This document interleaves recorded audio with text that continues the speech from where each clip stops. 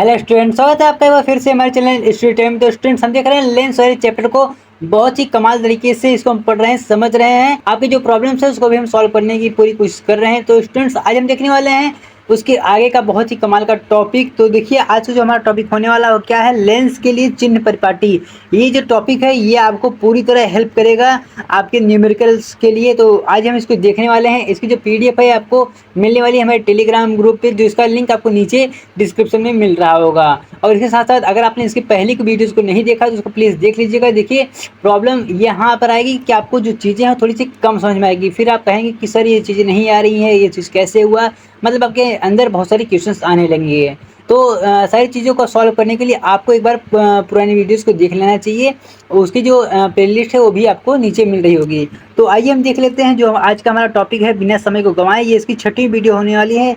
इसके पीछे लगभग इसके 5 वीडियोज हो चुके हैं, आपको उसको भी अच्छे से देख लेनी चाहिए। इसके लेंस वाले टॉपिक में अलग से बात कर रहा हूँ।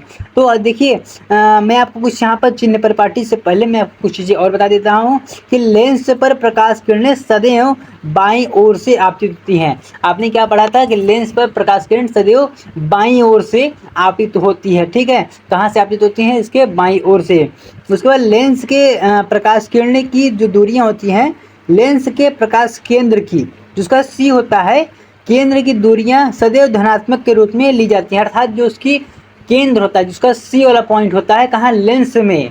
लेंस में, ना कि दर्पण में, याद रखिएगा। लेंस में जिसका सी वाला पार्ट होता है, जिसके बीच वाला जो पार्ट होता है, वह सदैव धनात्मक ली जाती हैं। उसके बाद वस्तु तथा प्रतिबिंब की लंबाई के ऊपर क्या, जैसे मान लीजिए यहाँ पर कोई वस्तु है, ठीक है, ये कोई वस्तु है और इसकी कोई प्रतिबिंब यहाँ नीचे बनेगी। ठीक है, इसके नीचे इसकी प्रतिबिंब बन रही है। तो जो ये ऊपर वाला भाग होता है यह प्लस में लिया जाता है, और जो नीचे वाला भाग है यह माइनस में लिया जाता है। ठीक है, जैसे यह कोई वस्तु है तो इसका जो प्रतिबिंब बनेगा ये तो उल्टा बनेगा। जब ये उल्टा बनेगा तो हम क्या देखते हैं कि जब ये ऊपर बन रहा था तो इसको प्लस में लेते हैं, लेकिन जब ये नीचे से बनेगा तो इसको माइनस में लेंगे। ठीक है, अब आते हैं, आपको कुछ चीज़ें दिखा देते हैं। तो अब आपको यहाँ कुछ चीज़ दिखा देते हैं। देखिए स्टूडेंट्स, यहाँ पर कोई वस्तु है, यह कोई वस्तु है जो मैं आपको बताने की कोशिश कर रहा था। ये भी कोई वस्तु है और उसका अगर प्रतिबिंब यहाँ नीचे ये बन रहा है, यहाँ की तरफ जब नीचे बनेगा तो इस पर माइनस चार्ज हम इस पर लगाएंगे। जैसे अगर आपको बताया जा रहा है कि कोई किसी वस्तु का प्रतिबिंब इतना आपको दिया गया है, मान लीजिए 5 सेमी 10 सेमी, तो जब आप इसको सॉल्व करेंगे तो यहाँ पर आप माइनस चिन्ह का उपयोग करेंगे, ना कि प्लस चिन्ह का। अगर आपको दिया गया है कि कोई वस्तु है तो वस्तु की लंबाई आपकी प्लस में हमेशा होती है। कहाँ? यह आपके प्लस में होती है आपकी वस्तु की लंबाई। और इसी के अलावा अगर हम बात करें तो इधर की जो दूरियां होती हैं यह सभी धनात्मक ली जाती हैं। कहाँ? प्रकाशी केंद्र के दाईं ओर की जो दूरियां होती हैं यह आपके प्लस चार्ज के अंतर्गत आती हैं। और यहीं अगर देखें तो प्रकाशी केंद्र के इधर की जो दूरियां होती हैं, इस साइड की जो दूरियां होती हैं वो आपके ऋणात्मक आती हैं या आपके माइनस चार्ज में आती हैं। और ये जो आपका सी वाला ही होता है, ये जो आपका मेन पॉइंट होता है, ये इसे हमेशा प्लस में लेते हैं। तो आपको कुछ चीज़ें अच्छे से समझ में आ रही होंगी। तो आइए हम देख लेते हैं इसके और भी चीज़ें जो कि आपको याद रखनी है। तो अब जो चीज़ें आपको स्क्रीन पर मेरे पीछे दिखाई दे रही हैं उसको आपको अच्छे से याद करना पड़ेगा।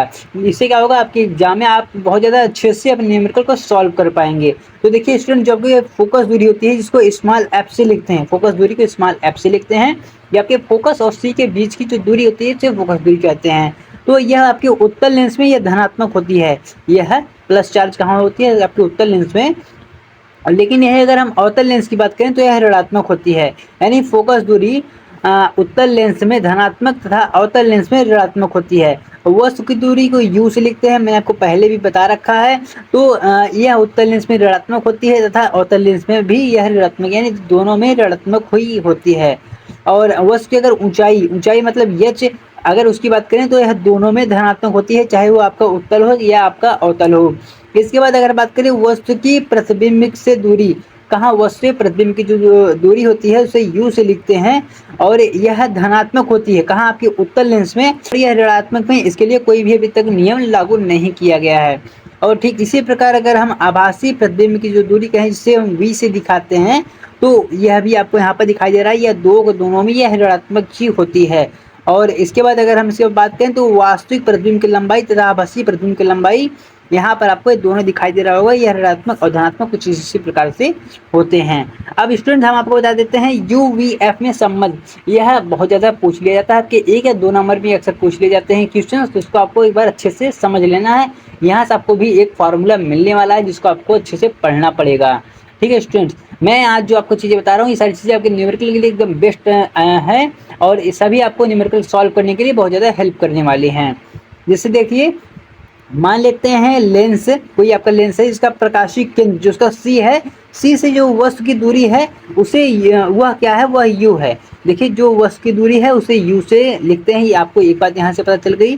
प्रतिबिंब की दूरी को V से लिखते हैं, आपको ये दूसरी बात पता चल गई। और फोकस दूरी को स्मॉल f से लिखते हैं, ये बात तो आपको पता ही है स्टूडेंट्स। तो देख लेते हैं, माना कोई प्रकाशीय केंद्र से वस्तु की दूरी U है तथा प्रतिबिंब की लंबाई ये आपका V है।